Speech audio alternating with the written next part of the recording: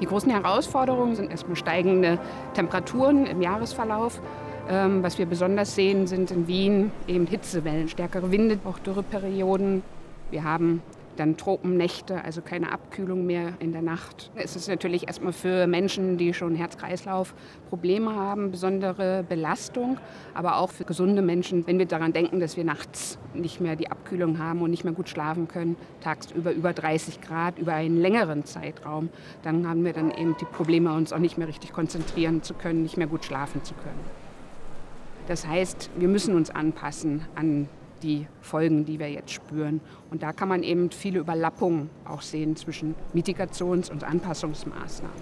Zum Beispiel Fassadenbegrünung, dass man Dächer begrünt, dass man eben auch blaue Infrastruktur, also Wasserelemente integriert und versucht, auch Straßen stärker freizuhalten von dem Autoverkehr und den öffentlichen Raum dadurch anders zu nutzen.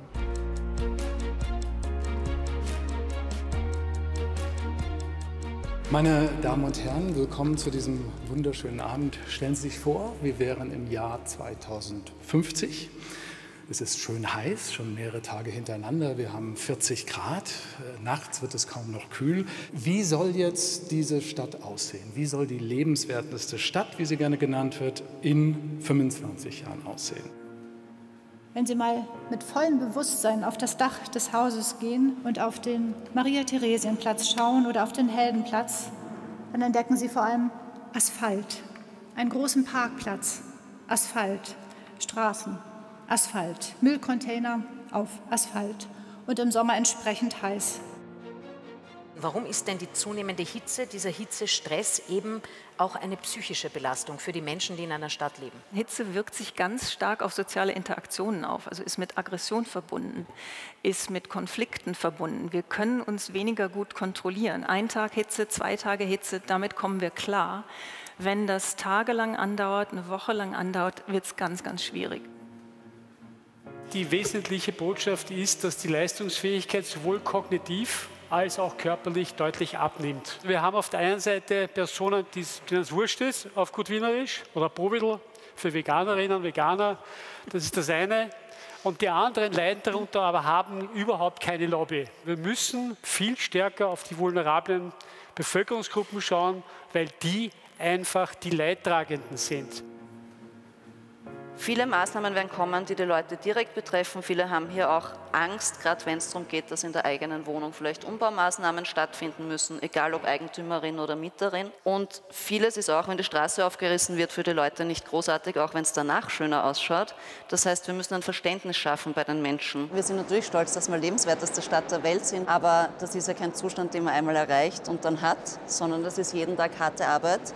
Und deswegen gibt es natürlich weiterhin auch viel zu tun, gerade mit den Herausforderungen der Klimakrise.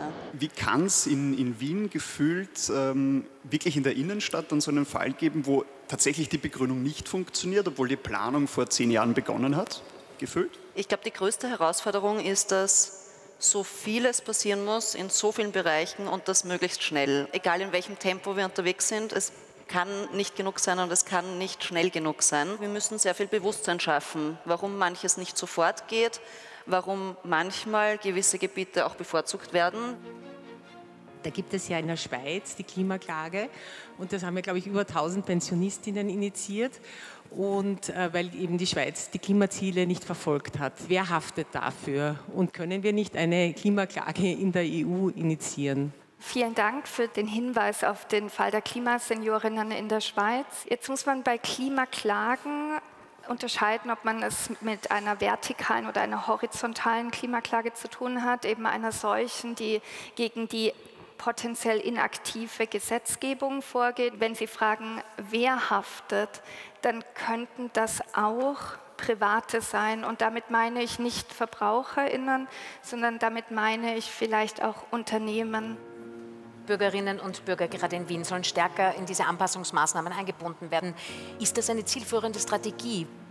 Wir können nur gemeinsam vorwärts gehen. Das ist, glaube ich, dass sich diese Lager bilden, die nicht miteinander reden, die dann bestimmte Wahrnehmungen voneinander haben, aber nicht zusammenkommen.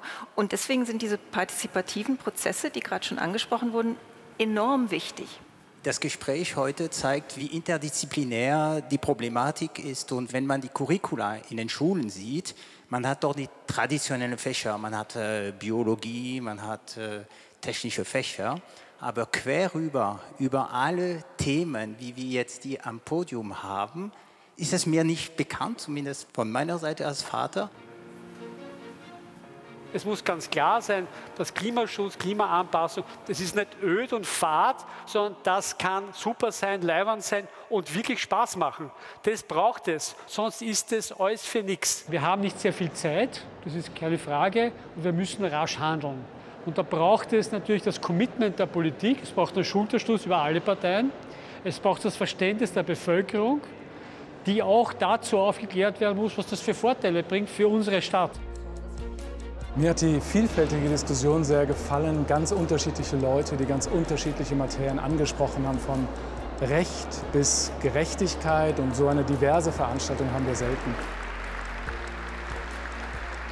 Das ist ein ideales Format, weil wir halt die verschiedenen Wissenschaften zusammenbringen, aber auch sehen, wie das, was wir da vielleicht im Labor oder am Schreibtisch uns ausdenken, wie das ankommt und wie man vielleicht eben zum Beispiel durch Partizipation, das war ja auch ein großes Thema, dahin kommen kann, dass es sich auch politisch durchsetzen lässt.